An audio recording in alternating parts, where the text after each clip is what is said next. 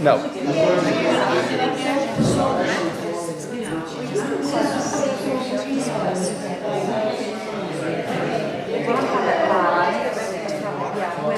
if y'all will be real careful walking in front of the thing.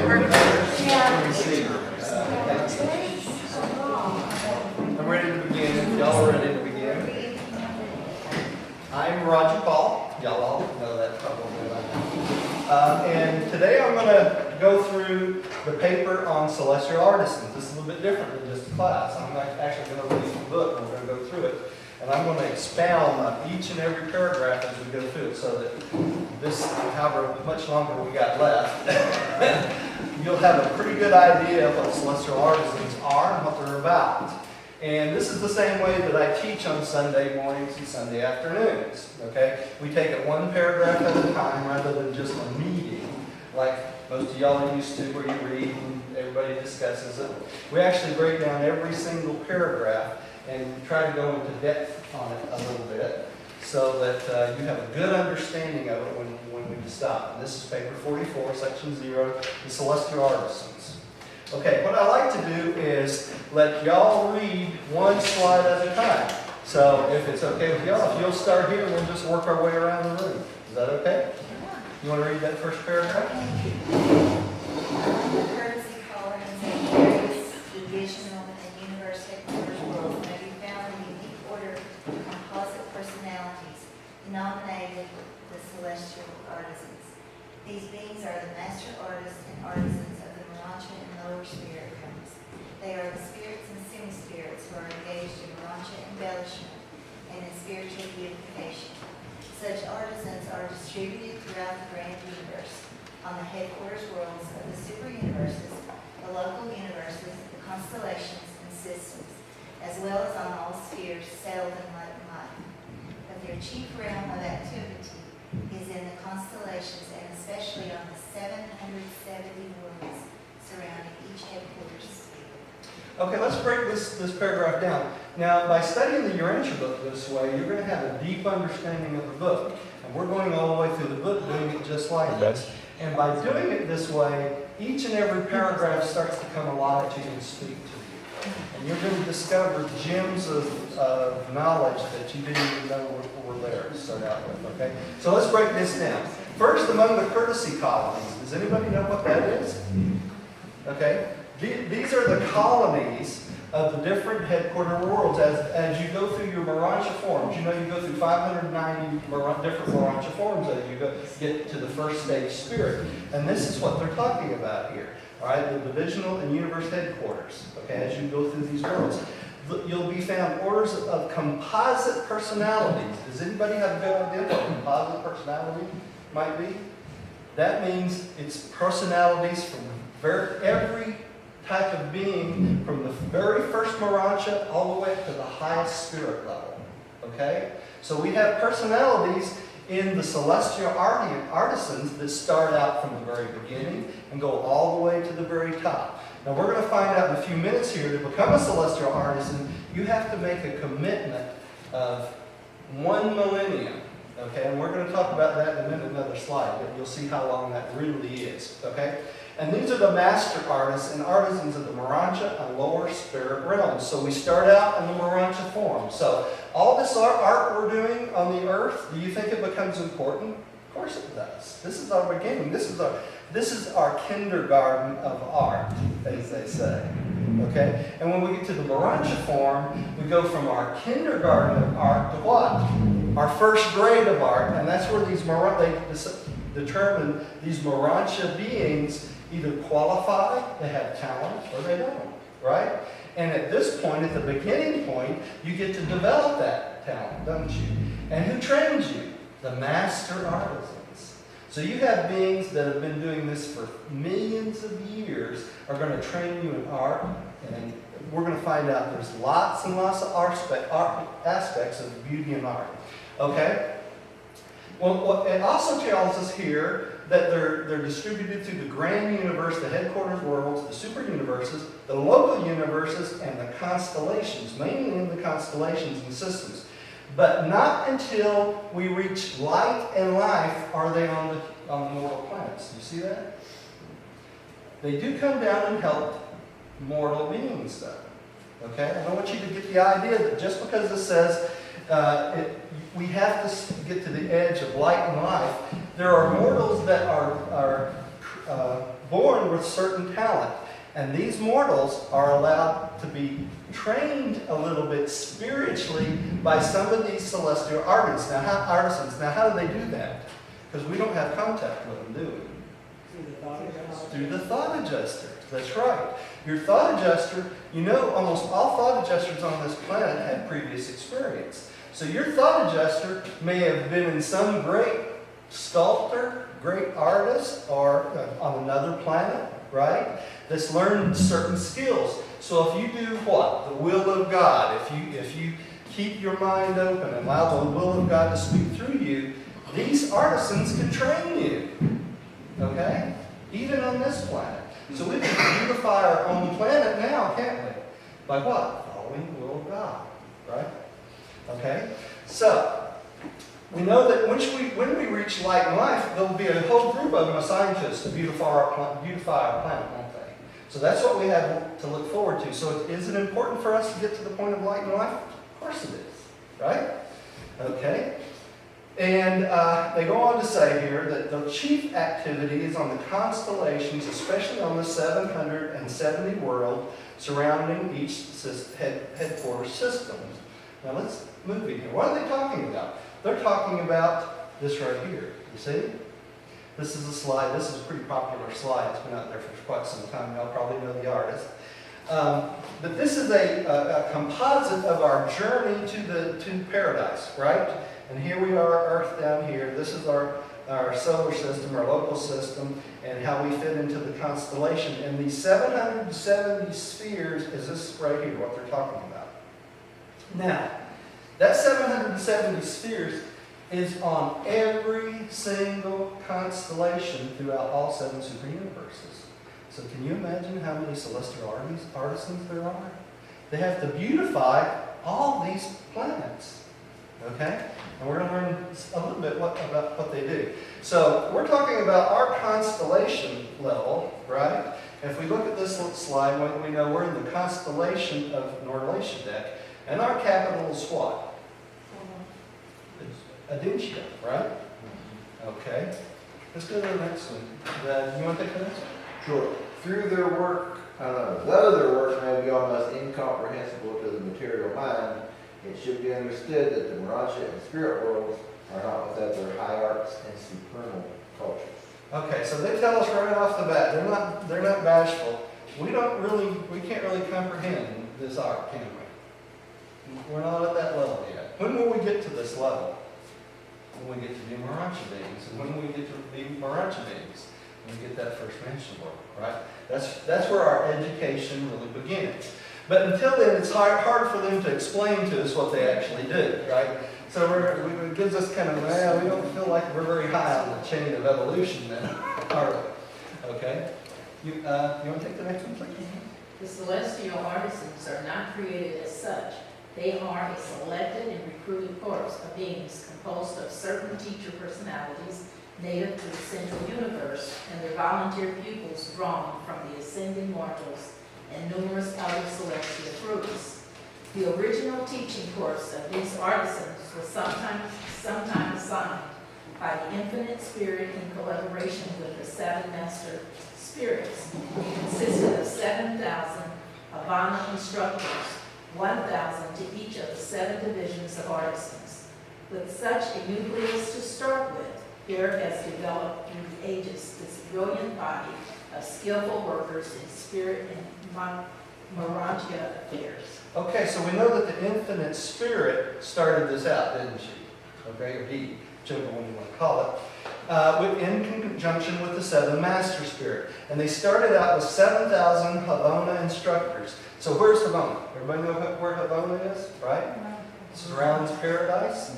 There's 7 rings of planets that surround paradise, and that's Havana. So these original Moracha instructors were chosen from this area, okay? And that was the nucleus. So they took these instructors, went out to the 7 super universes, and what did they do? They started recruiting the whole core of celestial artisans at that point, okay? So they trained them, okay? They took the beauty and the perfection that they learned where? In paradise. Paradise is always the pattern, right? So they wanted to beautify the 7 super universes. So where do they go? They go to the pattern, don't they? And they choose the best possible people they can, or beings they can find to do that.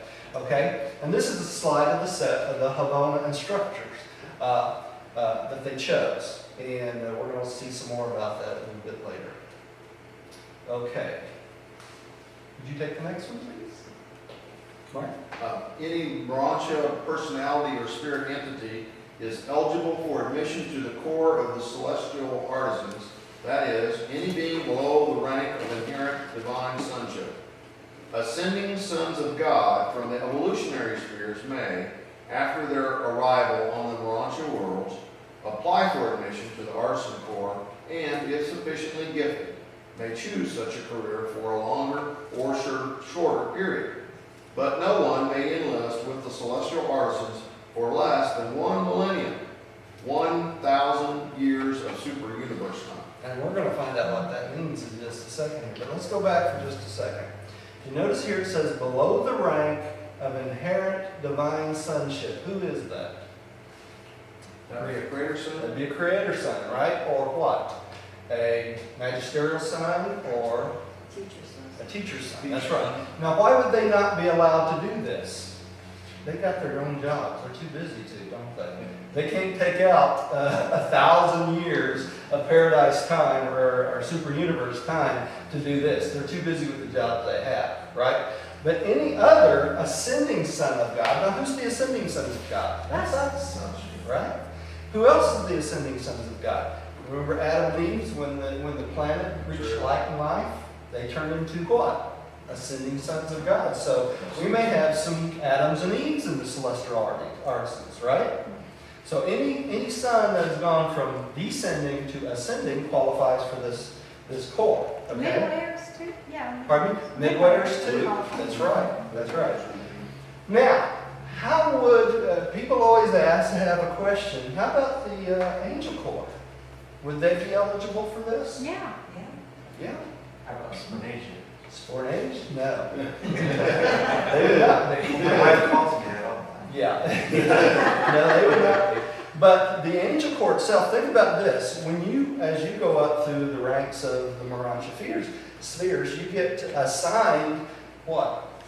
Companions, things like that. Sometimes an angel will help you along. Anytime you have one assigned to you, would he not be going along with you on this work? Of course he would. You know, they don't separate from you. Okay, let's talk about this years here. I skipped right over it. Whoop. Now, let me explain why this is yellow and everything else is white on this. Whenever you see yellow, these are things that I pulled from the book from different areas. Okay? They're not part of this particular paper. This is a slide I put together of times and measures and things like that. And what I thought you would like to see is they said you have to sign up for 1,000 years of standard years of super universe time, right? And a standard year is 1,000 equals 1,000 days, which equals 3,000 Urantia days, right? So if you take 1,000 standard years, you multiply 1,000 by 3,000 Urantia days, you get 3 million, okay? I don't know where that 22 comes from, probably when I was messing with the computer. But if you take those days and you divide it by 365, that means you get how long you have to sign up for? 8,219.17 Urantia days, or years. Is that a pretty good commitment? Huh? 1,000 days in his sight, And but in evening this- gone. yeah. So we'll be in that realm of time. We'll be in that, no, not exactly. Remember that when you first go in, become a Morancha being, you're on Salvington time, right? And this slide breaks this down too. And all this information, there's a link down here, the Fifth Epical Revelation Fellowship.com website. This is on our website. I'll put the links on at the end of the presentation. Y'all can look those up anytime you'd like. But all these notes and all these slides for every class I've ever taught are on this website. So this information is all from the Urantia book. It's not mine. I'm not the smart, okay? I'm gonna tell you up front. This is all information from the Urantia book, and you can download these slides to use to teach your classes or whatever you want to do. You know, they're out there, you can use them. But it makes it interesting to think, this is quite a commitment. If you want to dedicate your being for a millennium to what? Truth, beauty, and goodness in the arts. You can do that. But that's a pretty heavy commitment if you think about it. Right? But Okay. we don't have to look forward to dying anymore, so. Bingo! Bingo! What is time when we get there? It doesn't mean anything anymore, does it? That's right. Y'all got it. 8,000 years? What are our options? Are you an artist or? You can be an artisan or continue on with your ascension plan and do the work you would on your ascension plan. Now, they don't really explain to us in great detail what it is we do when we get to the mansion worlds, other than the fact we have to learn lots and lots of information, right? But we all have careers. We forget about this. You think we get up there and play hearts? You know? If you're an artist. If you're an artisan, you do. That's right. You know, go ahead. Yeah, question is now, do I understand then that if you were elected to do this, if you wanted to do this, that you would be a celestial artisan for a period of time, and then you could go back and You go back to your ascension. you wouldn't. I mean, It's like a vacation. Lose your status. No, not at all. It'd just be kind of a vacation. And that's a good point, because remember in the first parts of these slides it says there's beings from all levels, from the lower spirit level all the way down. So there will be spirit beings doing the same thing, right? They want to dedicate themselves. You have to make a cut to do this. You gotta make a cut. You have to have some talent. That's the tricky part. Oh, you have to have you have to have some talent. Yeah. I thought anybody could sign up. Okay. So, and y'all can look at these other dates and stuff at your leisure if you'd like to. Okay, let's keep going. All celestial artisans are registered on the Super Universe headquarters, but are directed by Marocha supervisors on local universe capitals. They are commissioned in the following 7 major divisions of activity by the central core of Marocha supervisors, functioning on the headquarters world of each local universe.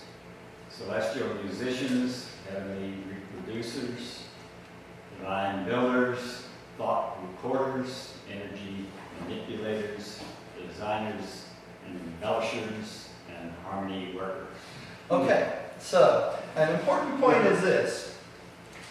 Notice here there are directed by Marocha supervisors. Do y'all see this? Even though there's beings, are spirit beings that head this up, right? But the ones that are directing it are Marocha supervisor. Why do you think that is? Because they want to give all Marocha beings the experience, don't they? So the higher celestial beings oversee it just like they oversee our planet, isn't it? It's the same principle, if you think about it. We've got a whole core of celestial beings that help us along that we don't see, right? And they're doing the same thing with the celestial artisans. And then they assign Marocha supervisors. So we're talking about beings that are on the lower level, okay? But they've proven themselves as good celestial artisans, haven't they? So they're given responsibility. It's just like us. What you give, what you spread to other beings and other people. When you learn something, you become a good teacher, and you spread that information to other beings, you get rewarded with what? Supervision of other beings trying to learn the same thing. It's a hierarchy just like it is on every corporation. I don't think the thought recorder is being artistic. Well, we're going to go through these and you'll see. Take a little bit of artistic challenge with my thought recorder. Yeah. All right, well, let's go on and see what these things do. Okay, so this is an illustration of the different types. The celestial musician, those are on the orange. The heavenly reproducers, these a little bit orange and yellow and red. And he's given a color to each one of these. We've got divine builders, thought recorders, energy manipulators, designers and embellishers, and harmony workers. Now keep in mind, each one of these groups has a specific function, but they also what? Many times work in harmony with each other, don't they? Okay, so you might have a celestial musician working with a heavenly reproducer. Okay, and we're going to see what each one of these do here in a second. Okay, let's go to the next one. Ron, you want to take the next one? The original teachers of these 7 groups all hail from the perfect worlds of Havana, and Havana contains the patterns. Pattern studies for all phases and forms of spirit artistry. While it is a gigantic task to undertake to transfer these arts of Havana to the worlds of space, the celestial artisans have improved in technique and execution from age to age. As in all other phases of the ascending career, those who are most advanced in any line of endeavor are required constantly to impart their superior knowledge and skill to their less favored fellows. Did you catch that last part there? You must impart that knowledge to your less favored fellows. We have less favorite fellows. We have less favored fellows. Now, what would be a less favored fellow? Someone without as much talent as you, correct? Now, do you think our world does the same thing? We constantly do this, don't we? As supervisors for people in their jobs, right? We have to teach those. Yeah. You have to teach those underneath you how to do their job, right? Now, what is the first job you get when you get to the mansion worlds? You have to impart the knowledge of what you've learned spiritually to what? Those coming in behind you. Because you know there's going to be billions and billions and billions and billions of individuals that get to the mansion worlds with no concepts of what? This book, right? They haven't had the opportunity, their situation, things like that. You will need to teach them, won't you? Do you know this well enough to teach them? Good question, right? So what's your job? You need to learn it here, so that when you get there and they reinstate your memories, you'll have a good starting point, won't you? While you're learning, you're teaching this stuff we learned on Earth, right? And you'll be learning what? More advanced concepts. Okay? I tell some of the people in my Unitarian church, we have a science and religion class. I say, when you get up there, you'll see me, I'll be standing in front of a class. That's And you're going to say, you really? Yeah. Now, who will be responsible for teaching you? Probably the I Melchizedek. would be assistant to an angel. We know that the Melchizedeks are teachers, right? So we know that they're going to be teaching us probably in the mansion worlds, okay? But on the lower levels, don't you think they're going to leave this job to us? Because we understand what it is to be human. We understand what it's like to not know anything, okay? So we should be what? Empathetic to the That's favorite fellows. That's right. Okay. The other thing I find interesting in this paragraph is why is it a gigantic task to understand to transfer these arts of Havana to the world of space? Then come back and tell us we still don't have any taste, do we? All right. Let's go to the next one. Did you take the next one? You will first begin to glimpse these transplanted arts of Havana on the mansion worlds, and their beauty and your appreciation of their beauty will heighten and brighten until you stand in the spirit halls of Salvington and behold the inspiring masterpieces of the supernal artists of the spirit realms. Okay, what is Salvington? Can anybody tell me? The local university? Right, that's where Michael lives, right? So you would know that they would have beautiful masterpieces there, right? Wow. And there we start to get our enlightenment of our beauty and appreciation of beauty, okay? So when we stand before Michael and we're waiting for that, well done, my good and faithful service, you'll have lots of beautiful things to look at, won't you? You'll have the beauty of our local universe right there in front of you. Right? What a great thing to look forward to, right? Okay, let's go on to the next one. All these activities of the Morancha and spirit worlds are real. To spirit beings, the spirit world is a reality. To us, the material world is more unreal. The higher forms of spirits freely pass through ordinary matter. High spirits are reactive to nothing material excepting certain of the basic energies. To material beings, the spirit world is more or less unreal. To spirit beings, the material world is almost entirely unreal, being merely a shadow of the substance of spirit realities. So, what are they saying to us? As we ascend from human to Moracha to spiritual, this physical matter world becomes less and less real to us, doesn't it? Now, an interesting part about this is this. This is earned space. Y'all understand earned space? You have earned the right to be in this space by having a human life. So you have earned the right of material matter. Does that make sense? As you go to the Moracha world, and material matter becomes less visible or less important to you, you go up a level, don't you? So the matter gets less and less hazy. It becomes more and more unreal. And to the spirit beings, the high spirit beings, matter almost seems like a dream to them, doesn't it? Because they're on such a higher level. Now, you can think of it like this. Matter vibrates on a certain frequency, doesn't it? Okay? That's what makes your body stay together, right? Your cells and all that stuff. So, as you go to a Moracha being, you get a new body. Doesn't it make sense that it would vibrate on a different frequency than ours? And you can think as you go to the first spirit level and then to the second spirit level, the frequency would change. You have to be retuned all the way up, don't you? 590 times in the Moracha. Yeah. I think we're all getting closer to the Moracha worlds because those mountains are getting more hazy. Yeah, that might be the case. That might very well be the case.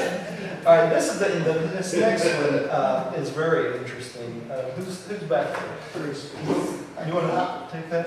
I cannot, with exclusive spirit vision, perceive the building in which this narrative is being translated and recorded. The divine counselor from the Universo, who chances to stand by my side, perceives still less of these purely material creations.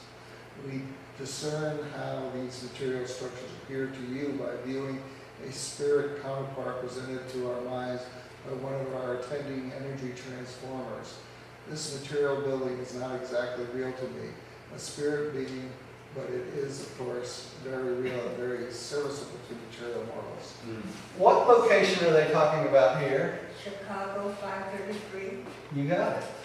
That's exactly what they're talking about. University. Yeah, they're talking about when they were, revealing these papers, wasn't it? That's pretty special in itself, isn't it? I'd like to say that I have been there and slept in that building. I have too. Yeah, it's an interesting location. Okay, but all right, an interesting thing here is the material structures. They have to have what? An energy transformer to be able to see material structures. Do you see that? So as spirit beings, when they were there to reveal these papers, those on that level, they really could not, on their own, discern the material building, could they? Now, why could they not see it, and we will be able to see the material structures when we get to the mansion world, when we get to be spiritual beings? Because to us, it's what? Earned space, right? Anything that you come from, you can still recognize. Okay, so as we go up the ladder to spiritual beings, we'll still be able to what? We would be able to discern the buildings, would we not? That's right. It's in our memory. It's in our being. Okay? That's an earned part of that earned space. And as we transform from each Moracha level, will we be able to recall and see everything we've experienced all the way to paradise? Yes. We will. Because what? That will all be earned space as we go along. Okay? But these beings were born what? As spiritual beings. Spiritual beings, that was not earned space to them, was it? Because they were born and they were created or eventuated at that level. So that's not earned space to them. So they have to have what? Energy transformers to be able to see this. Right? Yeah.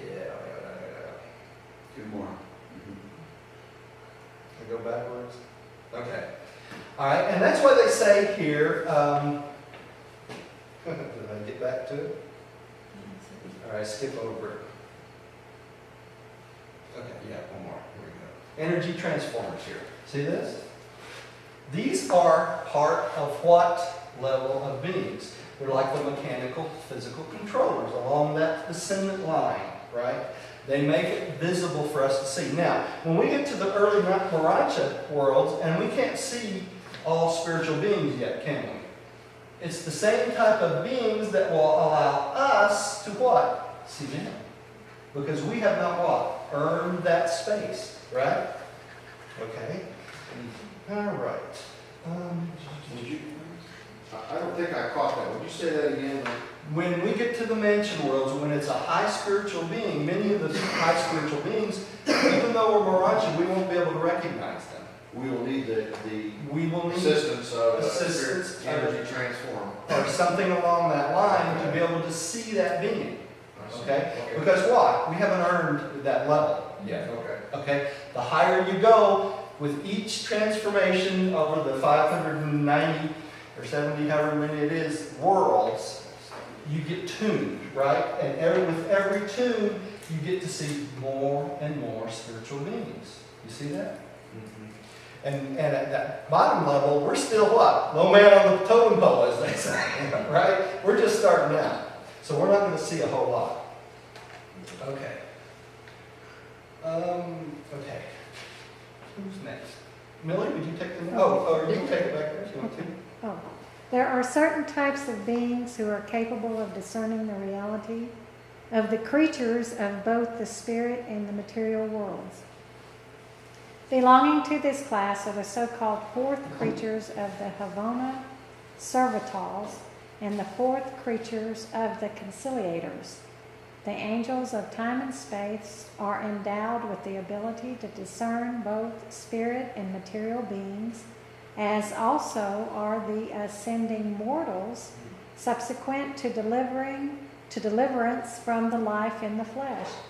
After attainment of the higher spirit levels, the ascenders are able to recognize Moracha and spiritual realities. Does that make sense to y'all now? See, and so as you ascend, you are able to discern more and more. And also, I want you to take a look at this fourth creatures of the Havona cervitals, okay? And we're going to look at something like that right here, okay? Who are these Havona cervitals? Okay, would that be a valid question when you read through that? Okay, and this is from the fellowship site.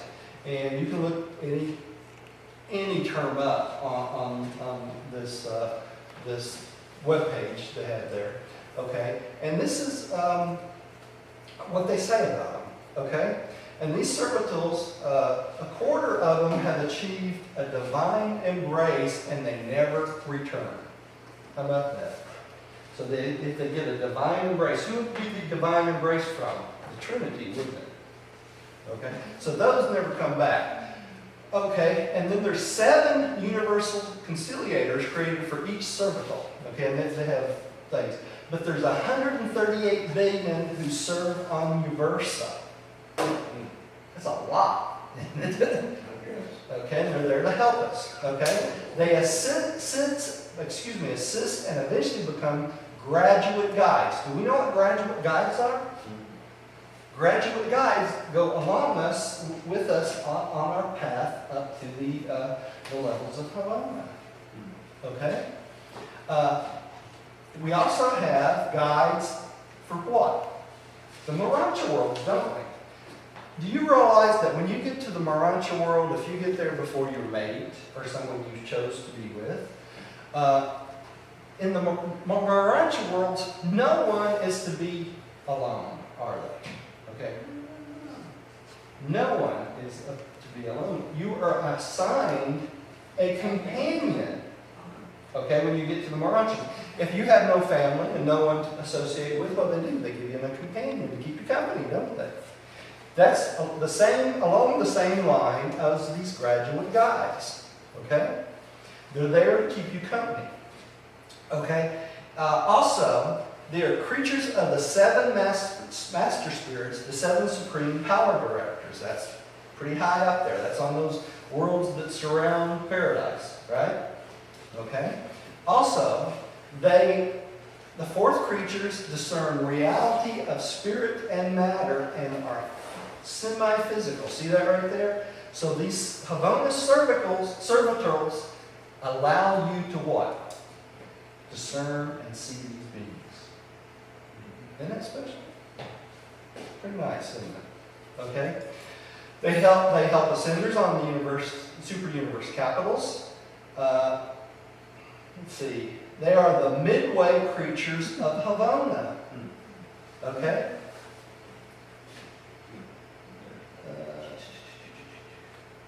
They stay with the same pilgrim throughout his entire ascent. Okay? So when you get assigned one of these beings, they stay with you, don't they? Now, how long is that ascent?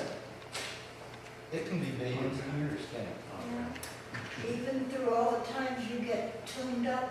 Every time you get tuned up, you never lose. You always have an associate. Always. Now, a good question is this. You know, there's no marriage in heaven, right? But you can choose to go through the entire ascendant career with someone you're close to. You know that, right? From here. From here. Okay? That's a long-term commitment. That's a long-term commitment, right? You're still choosing? So think of it this way, okay? I know we're trying to get through the celestial artisans and everything, but think of it this way. This is important. As you're going through your ascendant career, if you die, let's say, before your husband and wife, and you want to go through this beautiful adventure with your mate, okay? You can tarry on a world till your mate catches up, okay? And at that time, you will be assigned one of these companions to keep you company, won't you? So you won't be sitting around waiting for 1,000 years before you're by yourself, will you? But you can always catch back up with your mate. Now, we know that many couples go all the way to paradise and become finalators and work even as finalators together, don't they? So, what a beautiful concept to love someone that deeply and want to be with them throughout eternity. Well, She's going.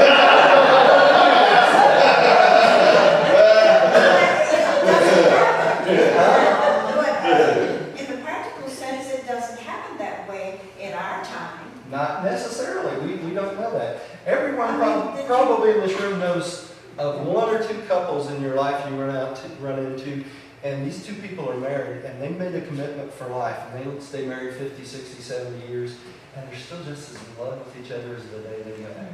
You know, have you met people like that in your life? No. Well, they're out there, believe it or not. You know, it does happen. Let's keep going. Nellie, would you take the next one? There is also here with me a mighty messenger from the universe, an ascendant, adjuster, fuse, one-time mortal being, and he perceives you as you are, and at the same time he visualizes the solitary messenger, the Supernaphim, and other celestial beings present. Never in your long ascendancy will you lose the power to recognize your associates of former existences. Always, as you ascend inward in the scale of life, you will retain the ability to recognize and fraternize with the fellow beings of your previous and lower levels of existence. Each new translation or resurrection will add one more group of spirit beings to your vision range without in the least depriving you of the ability to recognize your friends and fellows of former estates. You see this earned space thing here? You earn this, why? Because you were human. So you will never lose the ability, you're constantly added to, never taken away, right? So this being, this mighty messenger, where's mighty messengers come from? Worlds of time. There's worlds of time. They're ascendant mortals, aren't they? They're finalators. So this mighty messenger from Uversa, which is where? Our universe, the seventh super universe capital, an ascendant adjuster fuse, one-time mortal being, perceives you as you are, and same time visualizes the solitary messenger. Now, what's the difference between this and this? The solitary mighty messenger. Solitary messengers, huh? Isn't the solitary messenger never an ascended being? He's not. He's not. The mighty messenger is. Also, the solitary messenger, when they start to get close to each other, they set off an alarm, don't they?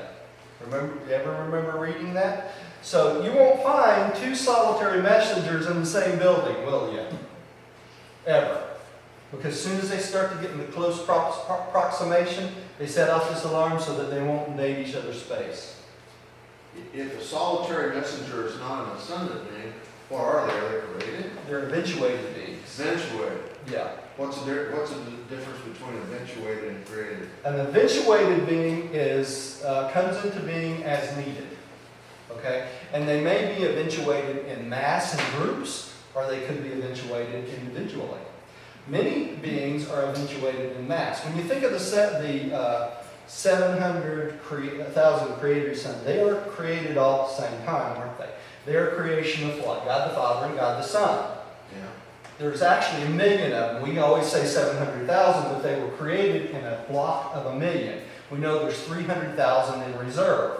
We're not sure what the function of the other 300,000 are. We speculate they go out into the outer space levels, but we don't know. But we do know that the 700,000, there's one creator son for every single what? Local universe. And that means what? If there's 7 super universes, there's 100,000 creator sons in each 7 super universe. Okay? So wouldn't it follow that there's 100,000 local universes in every single super universe? If you multiply the math out. Okay? That means we got 300,000 in reserve somewhere, don't we? But when they're created, they were created what? For a purpose. They're part of the God the Sevenfold, aren't they? You know what God the Sevenfold is? Or do you need me to explain it real quick? God the Sevenfold. God the Sevenfold is the 7 master spirits, the architects of the master universe, God the Supreme. Am I on the wrong list? You tell me. The Ancients of Days, the Michael Creator Sons, and the Local Universe Mother Spirits. Okay? But as they were needed, they were created, weren't they? So when God the Father and God the Son and God the Spirit speculated on creating the 7 super universes, what did they need? They needed something or someone to administer it, didn't they? So what's the first thing they created? The Supreme Being. What? The Supreme Being, where'd that come from? Why? Because the 7 super universes are the experiential part of the master universe. And who would be God of the 7 super universes? God the Supreme. It's the experiential part of God, created by the Trinity. Okay? What would be the next thing that would need to be created? Creator sons. Who's going to populate this thing? Who's going to take care of it? Who's going to create the worlds? Right? So, that's when the 700,000 creator sons were created. It all makes sense. It's a logical progression when you think about it. Now, people read this book and they go, how do you get this in your head? It's too much. No, it is. It's just a logical thing that adds upon itself. So you take it and you break it down in parts. Just like a child, you teach him about paradise, right? You teach him about the 3 circuits of the Fathers, the Son, and the infinite spirits worlds. You teach him about the 7 circuits of Havana. And what comes next? The 7 super universes. What comes after the 7 super universes? The 4 outer space levels. A child can learn. Okay? This book is the same way. We try to make it more difficult than it is. If you use your logical brain and break it down, it makes perfect sense, right? Okay, so let's keep going. So we know we maintain our friends and family from previous lives because we can recognize them. Would you take the next one? All of this is made possible from the experience of ascending mortals by the action of the indwelling thought adjusters. Through the retention of the duplicates of your entire life's experience, you are assured of never losing any true attribute you once had. And these adjusters are going through with you as a part of you, in reality, as you. So this is why this adjuster is so important. It's not only the fragment of the Father it becomes what? You. Okay? I was reading something in the Urantia book just the other night. It struck me that I've read it dozens and dozens and dozens of times. But it struck me as this. The Father, the adjuster, gives you one part of your soul. What do you think gives you the other part? Personality. The cosmic forces, which comes from what? The infinite spirit. The universal mother spirit, right? You think about it, God is your father, right? Through the adjuster. But God is your mother through the cosmos, okay? And where does that come from? That comes from the sun, the spirit circuit, the mind, which is what? That's the infinite spirit. So you have personality through the Father, that's his circuit. You got spirit through the Son, that's his circuit. You got mind through what? The conjoint actor, the infinite spirit. Okay, what's the other part? The Son and the conjoint actor act together for the material part, don't they? But part of this cosmic part we're talking about here comes through the infinite spirit, through the local creator mother spirit. She's your mother. She gives you this other part of your soul. You know, you have 7 adjunct mind spirits in this world. When you leave this world, what does it turn into? It turns into the cosmic mind. And who is the cosmic mind? The infinite spirit. Okay? So your very soul, the existence of which you come from, comes from the Trinity. If you think about it, it comes from the Father, comes from the Son, comes from the Spirit. Right? Make sense? Okay. Roger. Yeah. The personality is from God the Father. Got personalities from God the Father. And the Father fragment is from God the Father. But the Father fragment is not personality, right? Right. The Father fragment is a gift from God of himself. Just like when God the Father decided to make a God the Son, the original Son, he split himself, didn't he? He took a part of himself and gave it to the Son, and another part of himself and gave it to the Spirit. He gave a part of himself to us in the thought adjuster. But that's not our personality, is it? Our personality is another gift from God, from the Father, on top of that. And how does this adjuster get personality? Through us. Through us. That's right. The personality, the adjuster doesn't get the personality until we fuse with it, right? But the two main parts of our soul are from God the Father. God the Father, that's right. God the Father. Our what? Our Father fragment and our personality, right? Now the big mystery is this. We actually have 4 parts of the soul, don't we? And I'm about out of time, but I wanted to hit on this because this is a beautiful, beautiful concept to remember. God the Father gave himself, we got a fragment of God. He gave us personality. That's another part. So we can fuse with that part of him, right? He reserves that right to do that. God the Son is the God of what? Spirit. Our spirit comes through through God the Son, right? Our mind, our reasoning capabilities comes from who? Infinite Spirit. So if you think about it, we have 4 parts that make up our soul, right? God didn't leave out anything, did he? And if you think about that, all these parts come from what? The Paradise Trinity. You see the importance of the Trinity to each and every one of us? Now what happens when we fuse with that adjuster? We become real sons of God. Until then, we're just faith sons of God. We have faith that we will be sons of God. But that does not happen until when? We fuse. At that point, will we ever die? There's no possibility we will ever die. Because why? No Father fragment that's fused with a human has ever defaulted, has it? Ever. Talk about life insurance. You know? Well, how about now, our souls? Some say that it's an embryo. It is. The soul don't come into full fruition until when? Death. Till death. That's right. It's an embryo that's being created right now. And that's coming from what? That's coming from this cosmic force and the universal Father, right? The cosmic force being the other 2 parts of the Trinity. Okay? You see how it's all integrated? Now, the interesting part too is they talk about this when you go to the mansion worlds.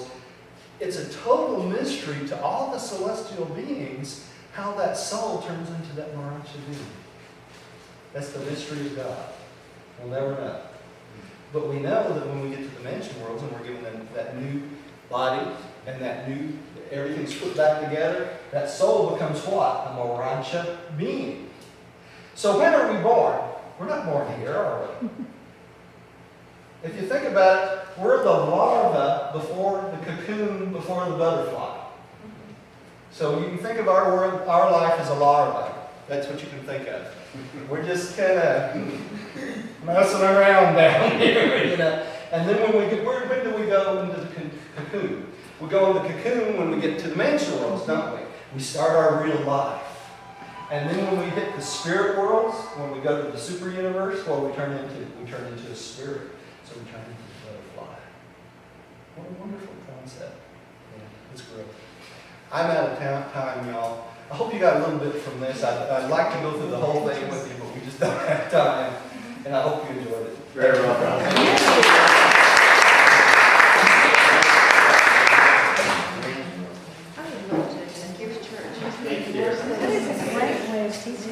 Oh, thank you. Thank you very much. So this church is 2 months old? 2 months old, yep.